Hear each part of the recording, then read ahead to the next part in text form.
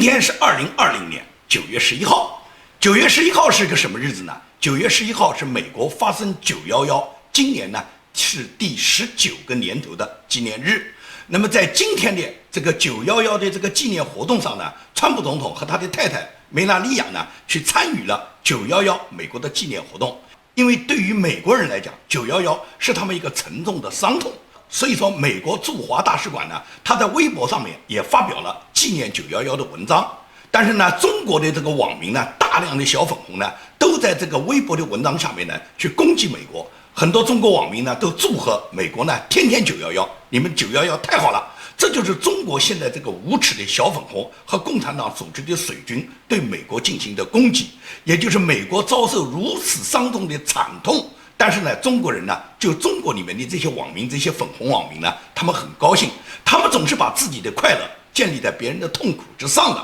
这就是中国现在的现状，也就是共产党呢，他呢统治中国70年，他愚昧和麻痹了这么一大批中国共产党领导下的这些渔民。那么被共产党愚弄的很多渔民呢，他们没有觉得他们自己生活在一个没有民主、没有自由、没有言论自由、被共产党残酷压制的这个社会制度下，相反呢，他们歌颂中共这个相反呢，他们歌颂中共的这个专制制度。而且你不要认为很多人是违心歌颂，有的人就是真心实意的，他就热爱共产党这个专制制度。虽然他自己的权利每天都被中共剥夺，但是呢，他们呢就愿意在中共这个欺压下，他们呢在他们的猪圈里面呢寻找他们的岁月静好。那么这是中国大量的这些小粉红、这些五毛网民，他们都是这样的反应。那么当然还有很多网民呢，他们是敢怒不敢言，他们不敢说什么，他们心里面虽然反对这个制度，他们也不敢说什么。那么那些敢言者，就像我昨天节目里面介绍的耿潇呢，像这种积极的公益人士，中共就会对你进行抓捕、进行陷害，对你的言论犯罪呢，他不敢追究。因为他知道现在全球国际社会都在针对中国，他由于人权压制的问题，对中国呢有很多的限制和指责，所以说他们现在就不以你因言获罪，用言论罪、用思想罪来审判你，他给你安上其他的罪名。像这个耿潇男，他就安上他们自己是非法经营罪。任志强反对习近平，任志强反对中国的专制，任志强说习近平是一个光着屁股的皇帝。他明明任志强是言论，但是他们对任志强的开庭，他们给任志强安上的这个罪名是什么？受贿罪、贪污罪、非法经营罪。也就是说，他们不敢用言论犯罪来处罚你。包括许章任嘛，许章任教授已经发表了很多反对中共专制的文章，他们抓捕人家许章任，说人家许教授是嫖娼，他们就用这种方法来打击和陷害异议人士。而且更为恶劣的是，根据自由亚洲电台的报道，许章任他已经被中国的电商所封杀。所谓电商封杀，也就是在中国类似于淘宝、天猫、京东这一类的电商，所有的电商他们都把许章任的名字把它列为黑名单。列为黑名单，也就是你许章任你无法在网上进行网购，因为大家都知道网购是一定要跟你的银行卡捆绑的，你的银行卡100%是实名的。那么在银行卡实名，他只要把你的名字输在系统里面，也就意味着你在网上无法完成你的电商采购。很多人讲电商采购，我都是虚名啊，都是网络名啊，随你用什么名字，最终都是要捆绑你的银行卡的，也就是必须你的支付是你真名实姓的那个银行卡上进行支付。而这张银行卡上的实名就被电商把它封杀住了，也就是你没办法通过你自己的名字，通过你自己的银行账户，给你自己在电商上采购的东西进行支付，这样也就变成了像许章任这一类被中共打击的人士，你就无法完成你在电商上的采购。这实际上就是对一个公民他一个正当权利的剥夺，也就是你不可以允许你在家里面可以采购。那如果是疫情很严重又没有办法到各种商店里面去购买的话，那是不是你在家里面希望通过电商采购这条路把你堵死，你就没有食物可以购买，没有基本的生活用品可以购买呢？那中共就这样，所谓的大数据，所谓未来的这个数字货币，它都是通过这个方法对你进行封杀。也就是实行数字货币以后，它只要把你这个名字挂在黑名单上，你在银行里面有多少钱你都用不了了。也就是一旦你没有办法支付的情况下，那么你的生活你还怎么生活呢？你有钱也不让你用啊，你没有别的钱，你的钱都是数字货币啊，都存在你的那个卡上，都存在你的名下，用数字货币来支付啊，没有现金了。所以中共为什么要实行数字货币啊？通过数字货币，它就可以控制所有的人民。任何一个人，你只要反对共产党，共产党把你一封杀，也就是你一个人连基本的生活权利，他把你剥夺了。他不简简单单就把你送到牢房啊，送到牢房服刑刑满以后，然后他仍然可以通过这种大数据的方法对你进行封杀。在共产党的字典里面，一旦你反对他了，这是我们经常讲的，就一日反革命、终身反革命、全家反革命。你只要当上一次反革命以后，共产党用株连的方式就可以把你全家人都算上是反革命家属，而你本人只要一天被共产党定为反革命，你终身都是反革命。共产党永远要对你进行打击和防范的，而打击防范的手段，过去传统的是居民委员会的大妈。现在共产党有大数据，有高科技，共产党可以通过数字货币，可以通过电商封杀，给你生活带来了极大的不便，也就是你很难正常的生活嘛。所以共产党首先是剥夺你一个人做人的言论自由的权利，然后共产党再剥夺你正常的做人的生活权利。共产党要把你所有的权利都剥夺，最后就让你成为一个行尸走肉，让你根本就失去一个做人的一个基本生活的权利。这就是共产党不断地通过生活基本权利的剥夺以后，然后共产党对你实行的一种残酷专制的压迫。这个就是非常简单了，也就是当你被共产党打击之后，是会体会到你生活的方方面面的。所以说现在这个高科技的成功，大量的这些高科技的社交媒体平台在中国的完全形成以后，就给人们生活带来方便的时候，同时也是共产党更容易通过这些社交平台，通过这些大数据去控制打击他所要打击的那些异议人士。包括他在美国，他为什么在美国要大举的推行他的抖音啦、他的微信啦？因为抖音和微信除了可以在海外串联所有海外的华人来拥护他共产党这个专制的政权，同时是对美国的年轻人，对美国现在使用微信的各种华人，对他们进行的一个渗透，然后在这些人里面组织颠覆美国政治制度的各种中共的这种险恶的行动。对于抖音，川普总统已经说得很清楚，9月15号是最后期限。就在他昨天到另外几个州去参与总统造势竞选的这个活动之前，他在上飞机之前，有记者仍然问到他9月15号是不是抖音最后的期限，你可不可能给抖音有一个延长？川普一口就回答，绝对不可能延长，9月15号就是最后的期限，要么被收购掉，要么被美国禁止掉。On TikTok, can you tell us how much closer you are? Yeah, TikTok is moving along. We'll see what happens. It'll either be closed up or they'll sell it. So we'll either close up TikTok in this country for security reasons, or it'll be sold. Would you extend the deadline? I'm not extending deadlines, no. It's September 15th. There'll be no extension of the TikTok deadline. 那么现在到9月15号，大家都知道，今天已经是911，还剩这么3-4天时间了。那么能被收购的可能性几乎为零，所以说抖音到9月15号被禁止的命运是逃不掉的。川普总统从现在到11月3号总统大选只有不到2个月的时间了。所以他每天呢都非常的繁忙，除了要在白宫处理完大量的国事之外，他还要乘飞机赶到各个州去参加各种总统造势的竞选活动。他就在昨天的白宫新闻发布会上面，他就宣布了，他要新增加20个最高法院大法官候选人提名的名单。他承诺未来如果他连任，如果是最高法院大法官有空缺的话，他将会从这个名单里面选择大法官。在他提供的这20位新增的预选大法官的名单里面，有3个对中国的强硬派的共和党议员全部在列。这3个对中共强硬的参议员的议员，他们本身都是律师。这3个人分别是克鲁兹、科顿和霍利，他们都在这个榜单上面。那么这3个人都是中共恨得咬牙切齿，全部制裁过。其中克鲁兹被中共呢都制裁了2次。川普在昨天的白宫新闻发布会上说，除了战争与和平事务之外，最高法院的大法官的提名是美国总统能做的最重要的决定。因此呢，美国总统的候选人理应向美国人民提供一份具体的名单，列出他认为可能成为美国最高法院大法官的人选。Apart from matters of war and peace, the nomination of a Supreme Court justice is the most important decision an American president can make. For this reason, candidates for president owe the American people a specific list of individuals they consider for the United States Supreme Court. 距离美国大选还有不到2个月的时间，川普公布了他属意的最高法院法官候选人。如果他竞选连任成功，最高法院再出现空缺，他就会从这份20人名单中提名新的大法官。在2016年大选前，川普也曾公布2份共21人的类似名单，并在就任总统后追加5人。现任最高法院大法官戈萨奇和卡瓦诺都是从这些名单中选出的，并成为川普第一个任期内最重要的成就之一。Over the next 4 years, America's president will choose hundreds of federal judges and, in all likelihood, 1, 2, 3, and even 4 Supreme Court justices.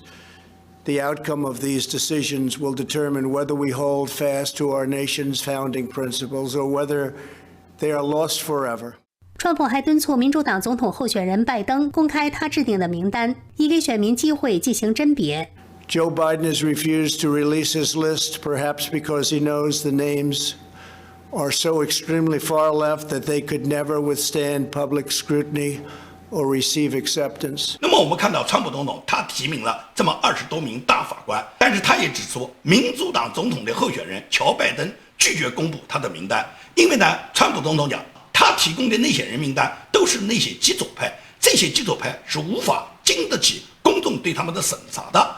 美国最高法院的大法官呢，是由9位大法官组成的，而且这9位大法官呢是终身制，这是美国建国时候就确定的一个司法制度。目前这9位大法官呢，保守派和自由派的比例呢是5:4，但是现年87岁的左派的法官金斯堡呢，他一直在接受癌症治疗，他依然身体很不好，第二个年龄很大了，87岁了。另外还有3名大法官的年龄呢，也基本上都在70多岁和80岁以上，也就是这3、4名法官呢，都有可能在川普总统下一个任期里面呢给予更换。上一次在2016年川普总统竞选美国总统的时候呢，他就曾经公布了他一个20多人的名单，后来在他接任以后，他又补充了5位大法官的名单。那么最终呢，在川普总统第一个任期里面，有2位大法官给予了更换。这2个大法官分别都是尼尔·葛萨奇和布雷特·卡瓦诺。那么这2个大法官呢，都是在川普总统2016年向公众提供的名单里面选出来的。所以川普总统按照惯例，在昨天就提出了他下一个任期有可能提名的20多名法官的预备人选。这其中我们大家熟知的这3位参议员呢，他们都是律师出身，都属于美国最顶尖的律师，他们被川普总统把他提名到大法官的名单里面去。那么在提名之后，媒体呢采访了这3个参议员，其中科顿参议员呢，他表示呢，他知道提名以后他很高兴，他很乐意接受总统的提名，这是科顿。那么参议员克鲁兹表示呢，他受到川普的提名呢，感到呢是一个莫大的荣誉。不过呢，他个人呢一直倾向呢只担任参议员，他对大法官的职位呢还没有考虑。那么霍利也是，霍利感谢总统对他的提名，感觉到是一个非常好的荣誉。不过他表示呢，他对最高法院的大法官呢，他不感兴趣。那么这就是3个参议员他们各自的态度，2个呢不大感兴趣，但是呢他们同时都感觉到被总统提名是一种荣誉。那么拜登呢？拜登是根本不敢公布他自己想提名的民主党的大法官的人选的。他知道他公布这个人选必然引起选民们对他的极度的反对，因为他提名的大法官100%是极左的那些人选。因为拜登也好，他的副手贺锦丽也好，他们民主党的政策呢，跟中共的政策呢是很像的，也就是好话要说尽。但是坏事呢？坏事可能是做绝的。现在拜登和贺锦丽做了多少坏事，我们不好说。但是他的前任克林顿、奥巴马做了那么多坏事，我们都已经看得到。那么拜登和贺锦丽他们现在讲是讲得非常好听，但是他们能够做成什么样呢？你看拜登的竞选纲领里面，他就提出一定要把这个碳排放降到0，在10年之内，首先要把私人住宅和办公室要把它降到0，15年以后要把电厂的这个碳排放降到0，30年以后要把全美国任何一个产业都把碳排放降到0。他一边高调的碳排放，一边呢他们坐着私人飞机出行，他们不知道增加了多少碳排放。这个贺锦丽昨天到迈阿密去的时候，仍然乘的是私人飞机。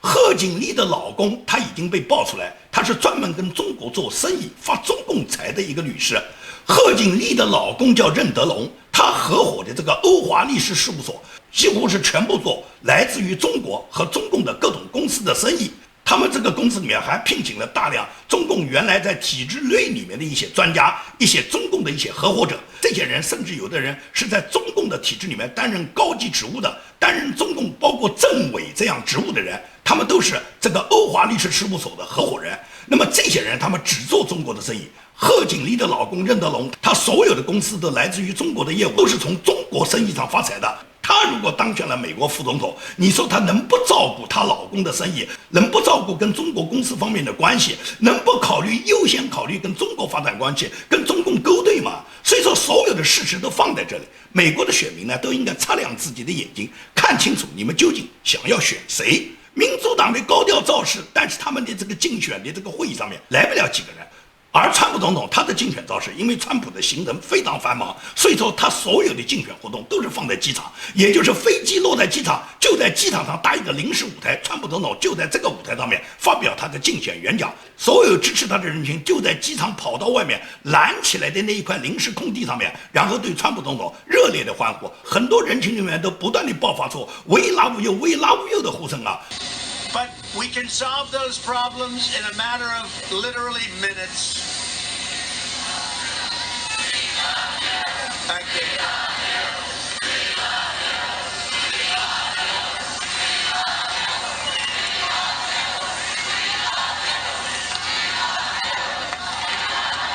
Don't say that, I'll start to cry, and that wouldn't be good for my image. 所以川普总统在昨天的造势里面再一次就讲，你们不能这样喊了，你们再这样喊的话，我可能会哭出来，我如果哭出来很影响我的形象的。这就是川普总统他得到人民爱戴的一个结果。可以讲川普总统国事繁忙，还要奔波飞行美国各个州去参加造势活动，到昨天晚上都很晚了，他结束了在密西根州的竞选造势会，然后拖着沉重的步伐回到了白宫。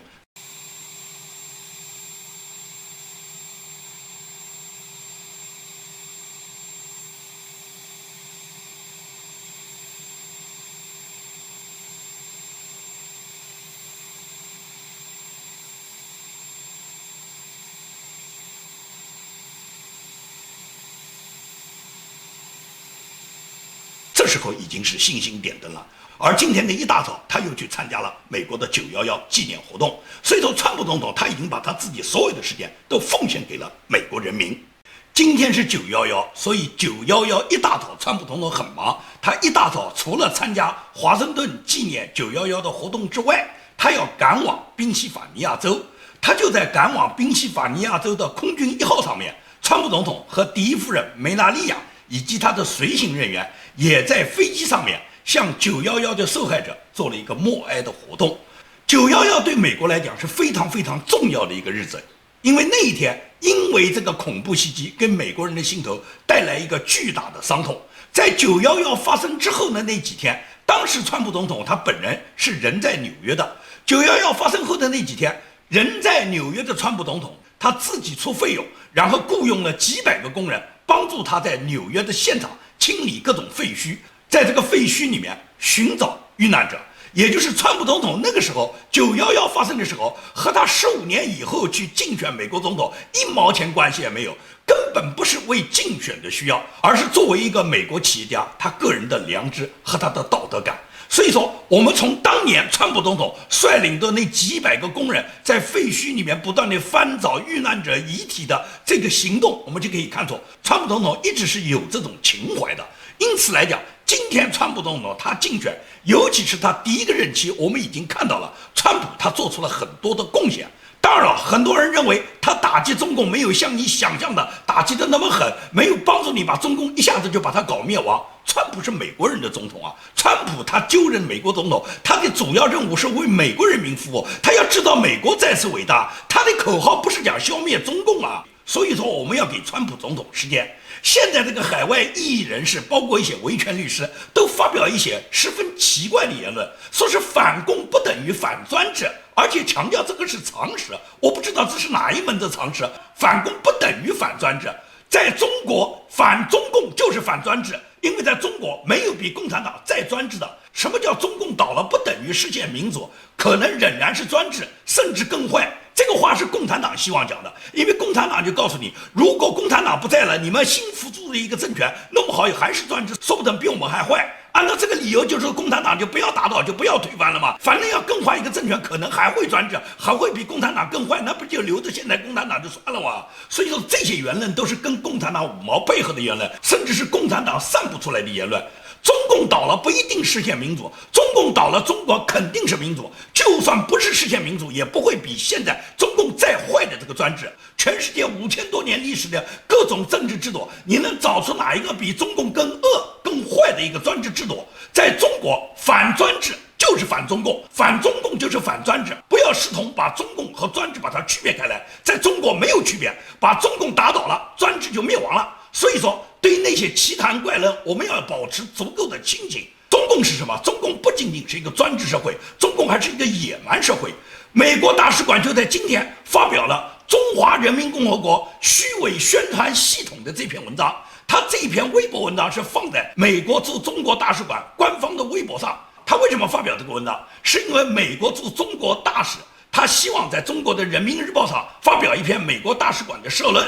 但是《人民日报》拒绝他发表。那么美国大使馆就指责中共，为什么你们中国的大使，你们海外的中国哪一个国家的大使，你们在美国的媒体上都可以发表你们的言论，而我们美国大使馆为什么就不可以在你中国的媒体上发表言论呢？因为中共它就是专制社会，它这个人民日报是党媒。现在目前来讲，中国的这些外交使馆人员，他们在美国各个媒体上发表的言论，美国的这些媒体都是私人媒体，所以说中共就是利用美国的言论自由，他们可以在美国去散布他们自己各种官方言论，然后去扰乱美国社会。而美国大使馆要在中国的官媒上发表社论，那中共是完全野蛮的给予拒绝。所以美国共和党、民主党他们都应该组合他们自己的党媒跟中共来对话，必须要把共产党的祖坟挖掉。你不挖掉共产党的祖坟，共产党它就是可以那么猖狂。因此在中国，我还是这样讲，反中共就是反专制，推倒中共，在中国就没有专制。尽管我们看到过去有很多东欧的共产主义国家，他们崩溃之后并不是完全的走入民主，或者还有那种变相的专制，我不否认，因为可能会有不是民主的国家出现，那么中国共产党我们就不要反对，中国的专制就不要打倒了。中国一旦共产党灭亡以后，中国是不可能再让它允许出现一个比共产党更坏、更专制的国家、更专制的制度。这不是讲中国某一个强人他就可以在中国重新树立一个专制制度的。既然推翻了专制，那中国必然是走向民主。中国有现成的样板吗？中国不可能是走普京的道路吗？不可能是走白俄罗斯道路啊！中国至少有中华民国这个现成的样板，有台湾的民主制度，把台湾的中华民国迎回中国大陆也好，把台湾现成的民主制度嫁接到中国也好，在美国的指导下，美国来托管也好，无论是哪种方式，在中国只要共产党倒台了，中国一定是走入一个民主社会。所以说那些散布的那些奇谈怪论，什么中共倒了不等于在中国就可以实现民主，反攻不等于反专制，这些都是属于扰乱人们思想的一种共产党所散布的一种五毛言论。对这种言论要坚决给予批判。也就是在中国现在没有别的道路可以走，共产党你不要指望他有什么改良，不要指望共产党他自己会有什么高层人士良心发现来推动中国共产党他转向民主。中国共产党的所有历史就已经决定了，共产党的高层他们只会顽固地维护他们的专制制度。一个血债累累的政党，一个血债累累的共产党的领导人，他们每一个人怕的就是人民对他们的清算，他们要维护的就是共产党这个血腥统治，他们是不会主动放下屠刀的。所以说在中国只有反对掉这个专制，推翻共产党的血腥统治，在中国才可以迎来一个民主的明天。这就是当前摆在中国人民面前的一个首要任务。目前来讲，美国的大选它已经代表到世界文明的方向，只要川普总统能够连任，毫无疑问来讲，对中共这个摧枯拉朽的战役就会打响。那么我相信美国无论是共和党还是民主党，他们都已经做好了跟共产党决裂、铲除共产党的决心，只是这个时机目前来讲还没有完全具备。我相信在川普总统下一个任期，在川普总统和他自己的鹰派幕僚的联合努力下，对共产党打击，在中国实现一个民主制度的明天是指日可待的。好，今天的节目就跟大家做到这里，谢谢大家。